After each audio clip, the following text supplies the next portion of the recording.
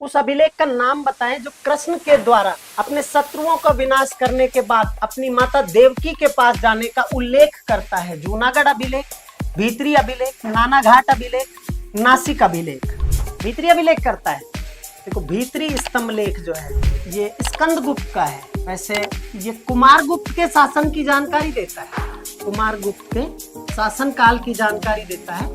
और ये जानकारी देता है कि कुमारगुप्त के शासन काल में ही, शासन के अंतिम वर्षों में किन के आक्रमण होने शुरू हो गए थे, पुष्य मित्रों के आक्रमण होना शुरू हो गए थे, उनकी जानकारी देता है। ठीक है, और जब ये पुष्य मित्रों के आक्रमण हुए तो इन पुष्य मित्रों को पराजित किसने किया था, तो पराजित स्कंदगुप्त ने किया था। ठीक है, और ये अभिलेख कुछ ऐसी जानकारी देता है कि पुष्य मित्रों को पराजित करने के बाद स्कंदगुप्त अपनी माता के पास ठीक उस तरह गए जिस तरह वासुदेव कृष्ण जो है वो देवकी के सामने गए। ठीक है, तो सही आंसर है हमारा भीतरी स्तंभलेख। जो जूनागढ़ अभिलेख है वो सबसे प्रमुख रूप से जानकारी, वो मौर्य प्रशासन की अच्छी खासी जानकारी देता है। और मौर्य प्रशासन में भी सौराष्ट्र की प्रमुख रूप से सुदर्शन झील का पूरा इतिहास जो है वो हमें किस अभिलेख से पता चलता है, जूनागढ़ अभिलेख से, क्योंकि सक्षत्रप रुद्रदमन का यह अभिलेख है।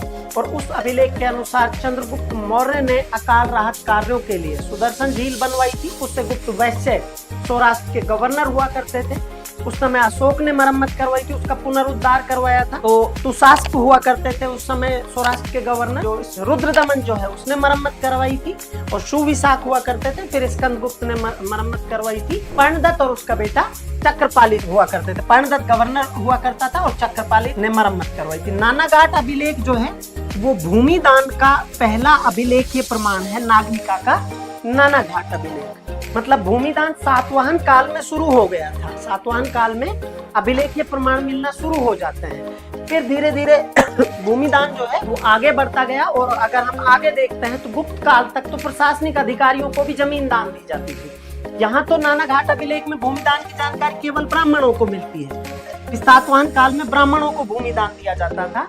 फिर उसके बाद गुप्त काल तक आते आते प्रशासनिक अधिकारी जो थे उनको भी भूमिदान दिया जाने लगा। और उसका परिणाम ये हुआ कि वो ताकतवर होते गए, धीरे धीरे सामंतवाद बढ़ा और विकेंद्रीकरण बढ़ा। ठीक है, यहाँ हमारा जो राइट आंसर है वो है भीतरी अभिलेख।